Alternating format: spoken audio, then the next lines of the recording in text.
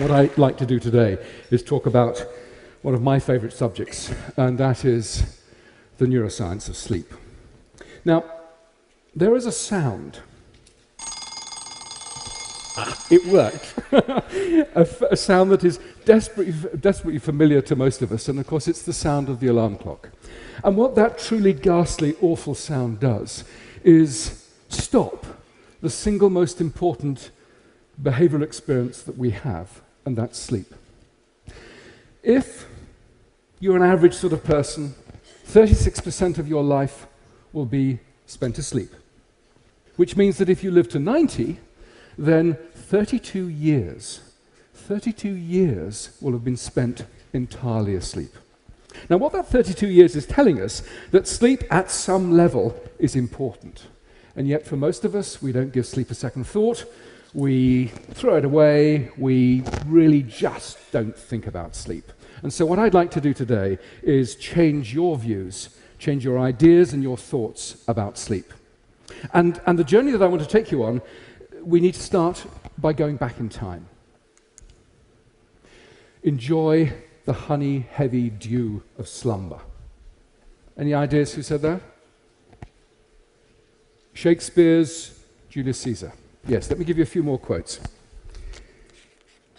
O sleep, O gentle sleep, nature's soft nurse, how have I frighted thee? Shakespeare again from, I won't say it, the Scottish play. From the same time, sleep is the golden chain that ties health and our bodies together. Extremely prophetic, by Thomas Dekker, another Elizabethan dramatist. But if we jump forward 400 years, the tone about sleep changes somewhat. This is from Thomas Edison from the beginning of the 20th century. Sleep is a criminal waste of time and a heritage from our cave days. Bang! And if we also jump into the 1980s, some of you may remember that Margaret Thatcher was reported to have said, sleep is for wimps. And of course, the infamous, what was his name? The infamous Gordon Gekko from Wall Street said, money never sleeps. What do we do in the 20th century about sleep?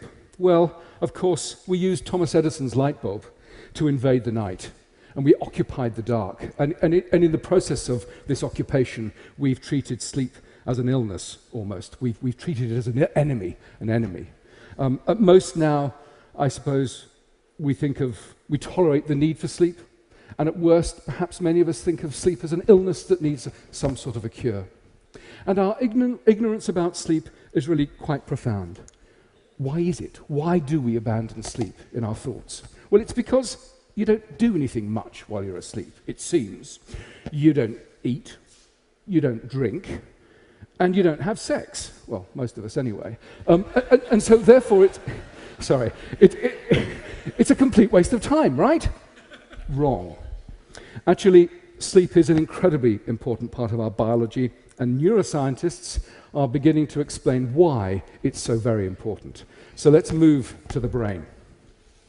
Now, here we have a brain. This is donated by a social scientist, and they said they didn't know what it was or indeed how to use it. So,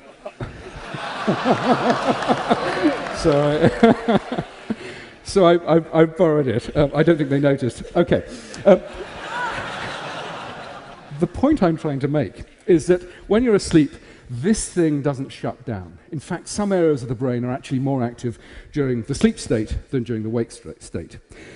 The other thing that's really important about sleep is that it doesn't arise from a single structure within the brain, but is to some extent a network property. And if we flip the brain on its back, I love this little bit of spinal cord here, this bit here is the hypothalamus. And right under there is a whole raft of interesting structures, not least the biological clock. The biological clock tells us when it's good to be up, when it's good to be asleep. And what that structure does is interact with a whole raft of other areas within the hypothalamus, the lateral hypothalamus, the ventrolateral preoptic nuclei. All of those combine, and they send projections down to the brainstem here. The brainstem then projects forward and bathes the cortex, this wonderfully wrinkly bit over here, with neurotransmitters that keep us awake and essentially provide us with our consciousness. So sleep arises from a whole raft of different interactions within the brain. And essentially, sleep is turned on and off as a result of a range of interactions in here. Okay, so where have we got to? We've said that sleep is complicated, and it takes 32 years of our life. But what I haven't explained is what sleep is about. So why do we sleep? And it won't surprise any of you that, of course, as scientists, we don't have a consensus. There are dozens of different ideas about why we sleep. And I'm going to outline 3 of those. The first is sort of the restoration idea, and it's somewhat intuitive. Essentially, all the stuff we've burnt up during the day, we restore, we replace, we rebuild during the night. And indeed, as an explanation, it goes back to Aristotle. So that's what, 2,300 years ago. It's gone in and out of fashion. It's fashionable at the moment because what's been shown is that within the brain, a whole raft of genes have been shown to be turned on only during sleep. And those genes are associated with restoration and metabolic pathways. So there's good evidence for the whole restoration hypothesis. What about energy conservation? Again, perhaps intuitive. You essentially sleep to save calories. Now, when you do the sums, though, it doesn't really pan out. If you compare an individual who has slept at night or stayed awake and hasn't moved very much, the energy saving of sleeping is about 110 calories a night. Now, that's the equivalent of a hot dog bun. Now, I would say that a hot dog bun is kind of a meager return for such a complicated and demanding behavior as sleep. So I'm less convinced by the energy conservation idea. But the third idea I'm quite attracted to, which is brain processing and memory consolidation. What we know is that if after you've tried to learn a task and you sleep-deprive individuals, the ability to learn that task is smashed. It's really hugely attenuated. So sleep and memory consolidation is also very important. However, it's not just the laying down of memory and recalling it.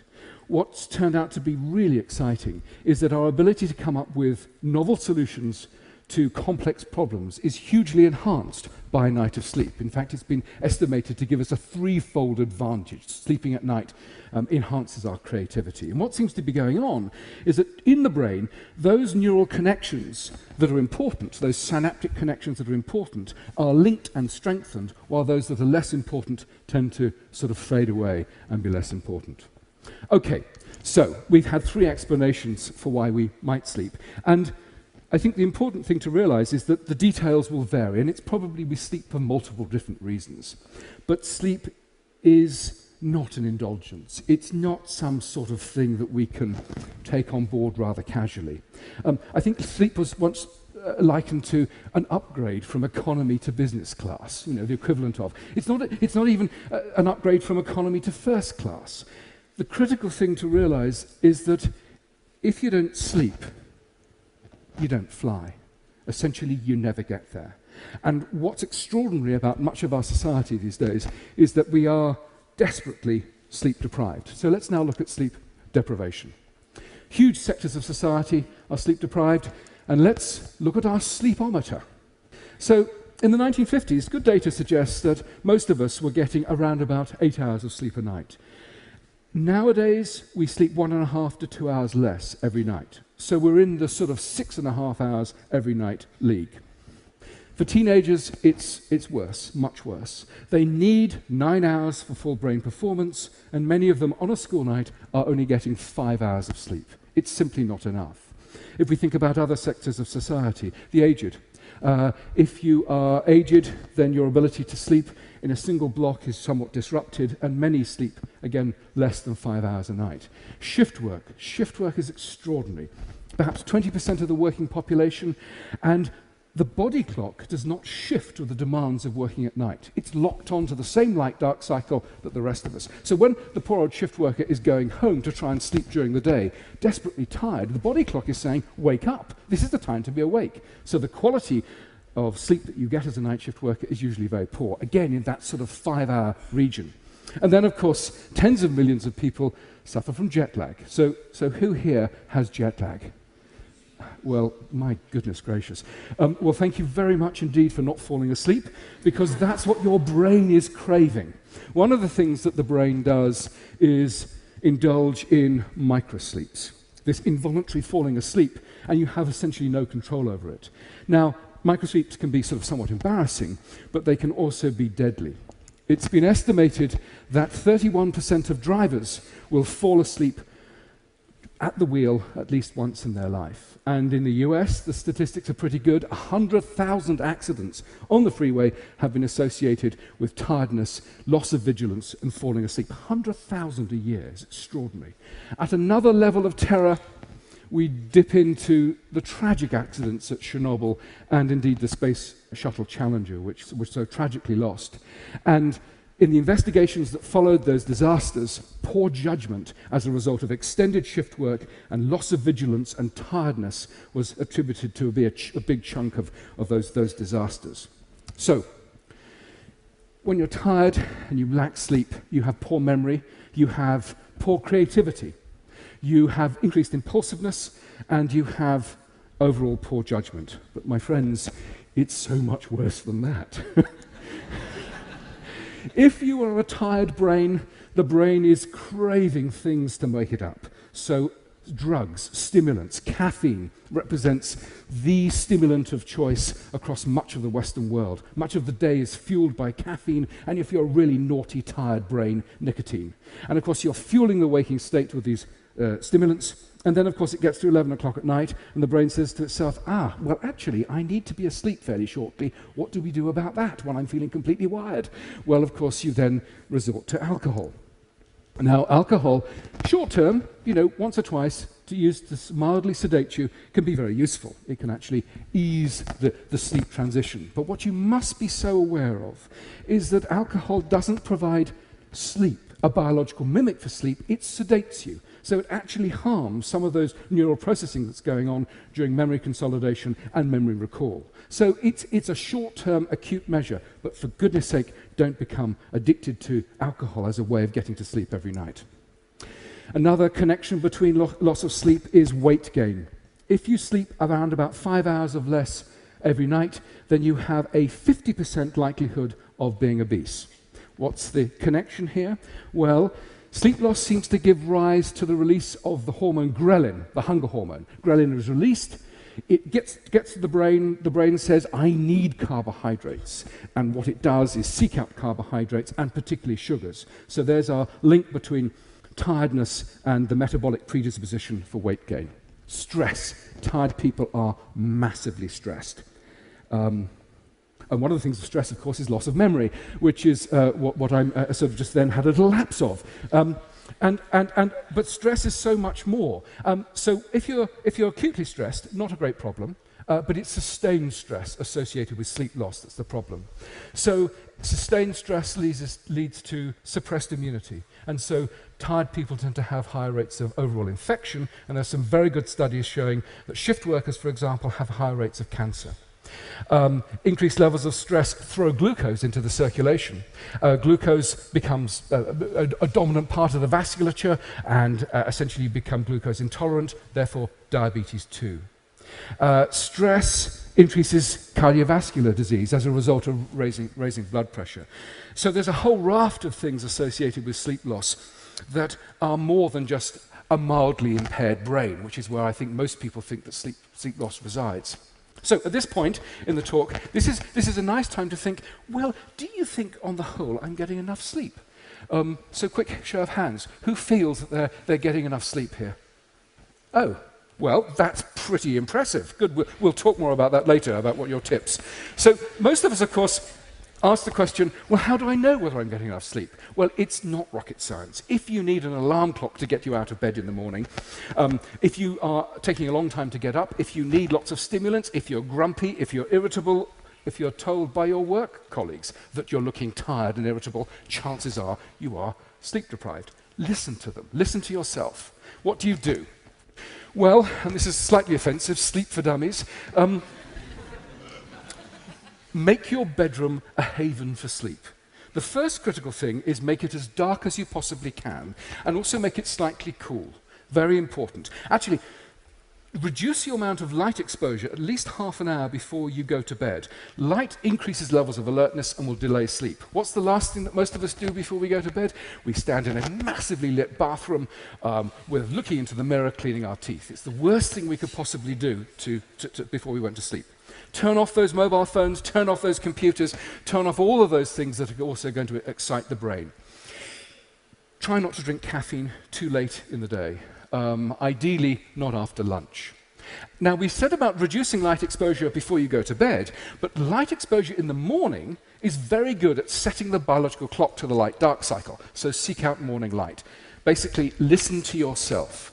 Wind down. Do those sorts of things that you know are going to ease you off into the honey-heavy dew of slumber. Okay, that's some facts. What about some myths? Teenagers are lazy. No. Poor things. They have a biological predisposition to go to bed late and get up late, so give them a break. We need 8 hours of sleep a night. That's an average. Some people need more, some people need less. And what you need to do is listen to your body. Do you need that much or do you need more? That's simple as that. Old people need less sleep. Not true. The sleep demands of the aged do not go down. Essentially, sleep fragments and becomes less robust, but sleep requirements do not go down.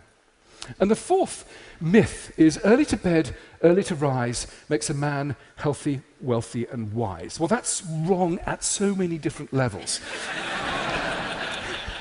There is no evidence that getting up early and going to bed early gives you more wealth at all. There's no difference in socioeconomic status. In my experience, the only difference between morning people and evening people is that those people that get up in the morning early are just horribly smug.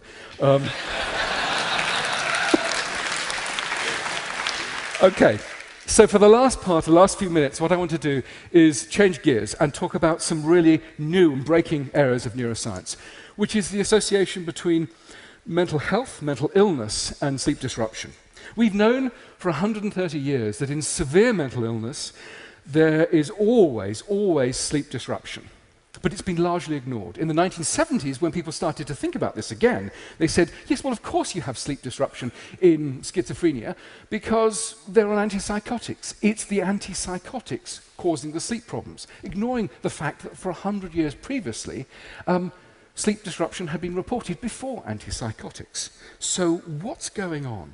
Lots of groups, several groups, are studying conditions like depression, schizophrenia, and bipolar, and what's going on in terms of sleep disruption. We have a big study, which we published last year, on schizophrenia, and the data were quite extraordinary. In those individuals with schizophrenia, much of the time they were awake during the night phase, and then they were asleep during the day. Other groups showed no 24-hour patterns whatsoever. Their sleep was absolutely smashed, and some had no ability to regulate their sleep by the light-dark cycle. They were getting up later and later and later and later each night. It was smashed. So what's going on? And the really exciting news is that mental illness and sleep are not simply associated, but they are physically linked within the brain. The neural networks that predispose you to normal sleep give you normal sleep, and those that give you normal mental health are overlapping. And what's the evidence for that? Well, genes that have been shown to be very important in the generation of normal sleep, when mutated, when changed, also predispose individuals to mental health problems. And last year, we published a study which showed that a gene that's been linked to schizophrenia, which when mutated also smashes the sleep. So we have evidence of a genuine mechanistic overlap between these two important systems. Other work flowed from these studies. The first was that sleep disruption actually precedes certain types of mental illness. And we've shown that in those young individuals who are at high risk of developing bipolar disorder, they already have a sleep abnormality prior to any clinical diagnosis of bipolar. The other bit of data was that sleep disruption may actually exacerbate, make worse the mental illness state. My colleague Dan Freeman has used a range of agents which have stabilized sleep and reduced levels of paranoia in those individuals by 50%. So, what have we got? We've got, in these connections, some really exciting things. in terms of the neuroscience, by understanding the neuroscience of these two systems, we're really beginning to understand how both sleep and mental illness are generated and regulated within the brain. The second area is that if we can use sleep and sleep disruption as an early warning signal, then we have the chance of going in. If we know that these individuals are vulnerable, early intervention then becomes possible. And the third, which I think is the most exciting, is that we can think of the sleep centers within the brain as a new therapeutic target. Stabilize sleep in those individuals who are vulnerable. We can certainly make them healthier, but also alleviate some of the appalling symptoms of mental illness. So let me just finish. What I started by saying is, take sleep seriously. Our attitudes towards sleep are so very different from a pre-industrial age, when we were almost wrapped in a duvet. We used to understand intuitively the importance of sleep. And this isn't some sort of crystal-waving nonsense. This is a pragmatic response to good health. If you have good sleep, it increases your concentration, attention, decision-making, creativity, social skills, health. If you get sleep, it reduces your mood changes, your stress, your levels of anger, your impulsivity, and your tendency to drink and take drugs. And we finished by saying that an understanding of the neuroscience of sleep is really informing the way we think about some of the causes of mental illness, and indeed is providing us new ways to treat these incredibly debilitating conditions. Jim Butcher, the fantasy writer, said, "Sleep is God, go worship." And I can only recommend that you do the same. Thank you for your attention.